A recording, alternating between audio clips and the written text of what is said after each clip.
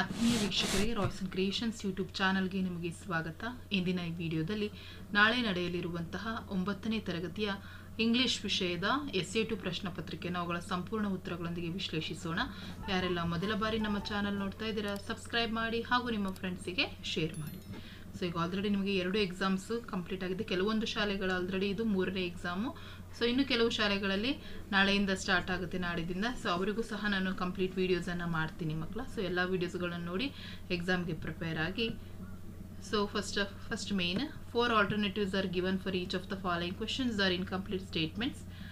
One of them is correct and most appropriate. Write the correct complete answer along with its letter of alphabet.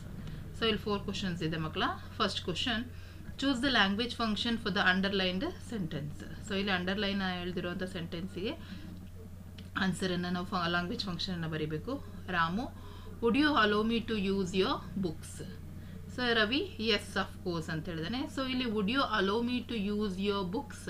So ಇಲ್ಲಿಗೆ ಸರಿಯಾದಂತಹ language function ಯಾವುದಪ್ಪ ಅಂತ ಹೇಳಿದ್ರೆ asking permission. So ಹಾಗಾಗಿ option D right answer. Next second question, choose the correct question tag. So ಇಲ್ಲಿ correct ಆಗಿರೋ question ಟ್ಯಾಗನ್ನು ನಾವು ಸೆಲೆಕ್ಟ್ ಮಾಡಬೇಕಾಗುತ್ತೆ. She is sleeping. ಸೊ ಇದರಲ್ಲಿ 4 ಆಪ್ಷನ್ಸ್ ಇದೆ ಮಕ್ಕಳ. ಸೊ ಅದರಲ್ಲಿ ಕರೆಕ್ಟ್ ಆಗಿರುವ answer isn't she is the right answer, option C. Next third question, read and choose the infinitive. So correct ಆಗಿರೋ ಇನ್ಫಿನಿಟಿವನ್ನು ಚೂಸ್ ಮಾಡಬೇಕು. I like to drink tea. So ಇಲ್ಲಿ correct ಆಗಿರುವಂಥ ಒಂದು ಇನ್ಫಿನಿಟಿವ್ ಯಾವುದಪ್ಪ ಅಂತ ಹೇಳಿದ್ರೆ to drink is the answer, option C right answer. Next fourth question, read the following and choose the correct if clause. So ಇಲ್ಲಿ if ಕ್ಲಾಸನ್ನು select ಮಾಡಿ ಬರೀಬೇಕು. If I had got the money I dash bought the mobile. So I would have bought the mobile, ಹಾಗಾಗಿ option C right answer. So ಇದಿಷ್ಟು ನಿಮಗೆ MCQನಲ್ಲಿ ಬರ್ತದೆ. Next second main, do as directed. So ಇಲ್ಲಿ ಏನು ಕೊಟ್ಟಿದ್ದಾರೆ ಆ ಒಂದು ಇದ್ರ ಮೇಲೆ ನಾವು ಆನ್ಸರ್ ಮಾಡಬೇಕಾಗುತ್ತೆ, ಡೈರೆಕ್ಷನ್ ಮೇಲೆ. ಸೊ 12 ಪ್ರಶ್ನೆಗಳಿರ್ತದೆ. First question, fill in the blank with the appropriate articles. So ಇಲ್ಲಿ ಅಪ್ರೋಪ್ರಿಯೇಟ್ ಆಗಿರೋ ಆರ್ಟಿಕಲ್ಸನ್ನು ಬರೀಬೇಕು. I bought dash pair of shoes. So I bought a pair of shoes, ಹಾಗಾಗಿ ಎ ಅಂತ ಹೇಳಿ ಆನ್ಸರನ್ನು ಬರೀಬೇಕಾಗುತ್ತೆ ಮಕ್ಕಳ. Next question number 6, fill in the blanks with the correct preposition. So ಇಲ್ಲಿ ಕರೆಕ್ಟ್ ಆಗಿರೋ ಪ್ರಪೋಸಿಷನ್ ಅನ್ನು ಬರೀಬೇಕು. My book is dash the bag. So my book is in the bag. So ಹಾಗಾಗಿ ನೀವು ಇನ್ ಅಂತ ಹೇಳಿ ಬರೆದ್ರೆ ನಿಮಗೆ ಕಂಪ್ಲೀಟ್ ಆಗಿ ಒಂದು ಆನ್ಸರ್ ಸಿಗುತ್ತೆ. Next question number 7, fill in the blank with the appropriate linkers. So ಇಲ್ಲಿ ಅಪ್ರೋಪ್ರಿಯೇಟ್ ಆಗಿರೋ ಲಿಂಕರನ್ನು ಹಾಕಬೇಕು. Arun dash Varun are good friends. Very easy, Arun and Varun are good friends. So ಹಾಗಾಗಿ ಆ್ಯಂಡ್ ಅಂತ ಹೇಳಿ ಲಿಂಕರನ್ನು ನೀವಲ್ಲಿ ಆ್ಯಡ್ ಮಾಡಬೇಕಾಗುತ್ತೆ. Next question number 8, choose the correct verb form. So correct ಆಗಿರೋ ವರ್ಬ್ ಫಾರ್ಮನ್ನು ಹಾಕಬೇಕು. This novel dash return in 1970. So this novel was return in 1970. So ಹಾಗಾಗಿ ವಾಸ್ ಅಂತ ಹೇಳಿ ಬರೆದ್ರೆ ಸರಿಯಾಗಿರುವಂತಹ ಸೆಂಟೆನ್ಸ್ ಫಾರ್ಮ್ ಆಗ್ತದೆ ಅಲ್ಲಿಗೆ. 9th question, frame questions to get the underlined word as a answer. So ಇಲ್ಲಿ ರಮ್ಯಾ ಅನ್ನೋದು ನಮಗೆ ಕ್ವಶನ್ ಆಗಿ ಆನ್ಸರ್ ಆಗಿ ಬರಬೇಕು. Ramya is a beautiful girl. So ಅದಕ್ಕೆ ನಾವು ಕರೆಕ್ಟ್ ಆಗಿರೋ question, who is the beautiful girl. ಹಾಗಾಗಿ Ramya is a beautiful girl ಅಂತ ಬರ್ತದೆ. So this is the correct question tag. Next 10th question, combine the word in column A and with its collocative word in column B. ಇಲ್ಲಿ sun ಇದೆ. So ಇಲ್ಲಿ ಬ್ರಾಕೆಟಲ್ಲಿ moon, star, flower, sun ಅಂತ ಇದೆ. So ಹಾಗಾಗಿ obviously sunflower. So ಹಾಗಾಗಿ sunflower ಅಂತ ಹೇಳಿ ಬರೆದ್ರೆ ನಿಮಗೆ 1 ಅಂಕ ಸಿಗ್ತದೆ. 11th question, write the correct form of the word. So the rose is dash flower. So ಬ್ರಾಕೆಟಲ್ಲಿ ಬ್ಯೂಟಿ ಕೊಟ್ಟಿದ್ದಾರೆ. The rose is beautiful flower, ಹಾಗಾಗಿ ನೀವು ಬ್ಯೂಟಿಫುಲ್ ಅಂತ ಹೇಳಿ ಬರೀಬೇಕು.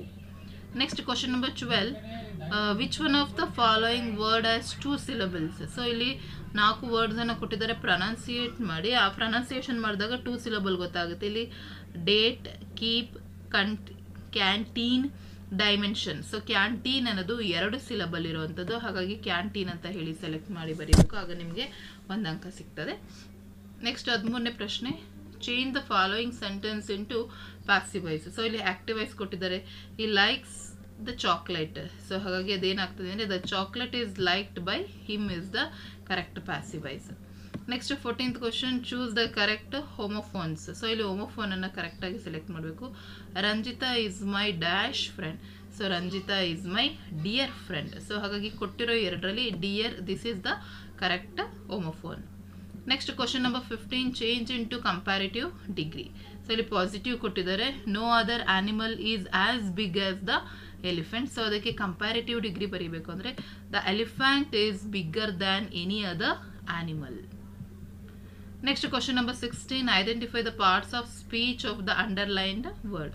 Akash is an intelligent boy ಅಂತ ಇದೆ ಮಕ್ಕಳ. ಸೊ ಇಲ್ಲಿ ಇಂಟೆಲಿಜೆಂಟ್ ಅನ್ನೋ ಪದಕ್ಕೆ ನಮ್ಗೆ ಏನು ಮಾಡಿದ್ದಾರೆ, ಅಂಡರ್ಲೈನ್ ಹೇಳ್ತಿದ್ದಾರೆ. ಸೊ ಅದೇನನ್ನ ಇದು ಮಾಡುತ್ತೆ ಅಂದರೆ ಆಡ್ವರ್ಬ್ ಆಗಿರ್ತದೆ. ಹಾಗಾಗಿ ಆಡ್ವರ್ಬ್ ಅಂತ ಹೇಳಿ ನೀವು ಅಲ್ಲಿ ಬರೀಬೇಕಾಗುತ್ತೆ.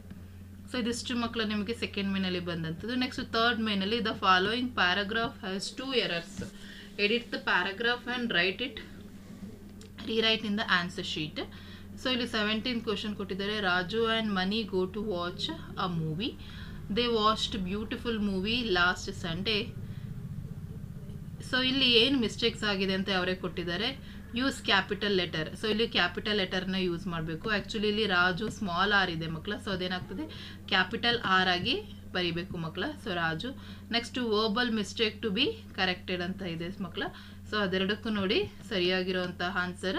ಸೊ ರಾಜು ಆಗಬೇಕು. ವರ್ಬಲ್ ಮಿಸ್ಟೇಕ್ಸ್ ಏನಪ್ಪ ಅಂದರೆ ಗೋ ಅನ್ನೋದು ವೆಂಟ್ ಆಗಬೇಕಾಗುತ್ತೆ. ಸೊ ಇದಿಷ್ಟನ್ನು ನೀವು ಬರೆದ್ರೆ ಈ ಒಂದು ಮೇನಲ್ಲಿ 2 ಅಂಕಗಳು ಸಿಗ್ತದೆ. ಇದಿಷ್ಟು grammar part. Next 4th main, answer the following questions in 2-3 sentences each. So ಪ್ರತಿ ಕ್ವಶನ್ಸ್ಗೂ 2 to 3 ಸೆಂಟೆನ್ಸನ್ನು ಬರೀಬೇಕು. ಇಲ್ಲಿ 7 ಕ್ವಶನ್ಸ್ ಇರುತ್ತೆ. Question number 18, what were the 3 questions of the king. So the 3 questions for which the king wanted to have answer here. What is the right time to begin something? Who should a king consider the most important? What is the most important thing for a king to do? So ಇದು 3 questions ಆಗಿರ್ತದೆ. So ಈ 3 questions ಅನ್ನು ಬರೀಬೇಕು ಮಕ್ಕಳ. Next question number 19, how do you think doctors can improve their image? So ಯಾವ ರೀತಿ improve ಅನ್ನು ಮಾಡ್ಕೊಬೋದು. If doctor wants to improve their image or jobs, they should talk nicely to their parents. They should think that talking nicely and reassuringly and a smile can go a long way in making the patients feel better. Next question number 20, why is Bhagat Singh remembered even today? So ಯಾಕೆ ನಾವು ಭಗತ್ ಸಿಂಗ್ ಅವರನ್ನು ಇನ್ನೂ ಸಹ ನೆನೆಸ್ಕೋತೀವಿ? Because he is also a great thinker and believed in collective or state ownership of the means of production. He is remembered for his revolutionary ideas. Next question number 21, what according to Dr. Kalam is important in life to become a winner? So according to Dr. Kalam, creative process or power of imagination is important in life to become a winner. Next question number 22nd, what kind of justice is dead according to the poet? So the justice with no heart for truth and justice with no dash for the right cause is justice dead. Truth and right cause should always win, otherwise they are dead. Next question number 23, why Arun Asaf Ali confirmed as a non-conformist, or what did the simple woman says to the king? So ಅದಕ್ಕೆ correct ಆಗಿರೋ answers ಇಲ್ಲಿದೆ ನೋಡಿ. So ಇಲ್ಲಿದೆ, Arun broke conventions at the age of 19 to marry Asaf Ali, a prominent figure in the freedom struggle and 20 years her senior.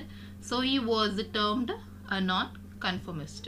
So for that question they have given one more option. For that answer, she said, Your Majesty, you are suffering from a rare and strange diseases. So rare and strange that no name exists for it.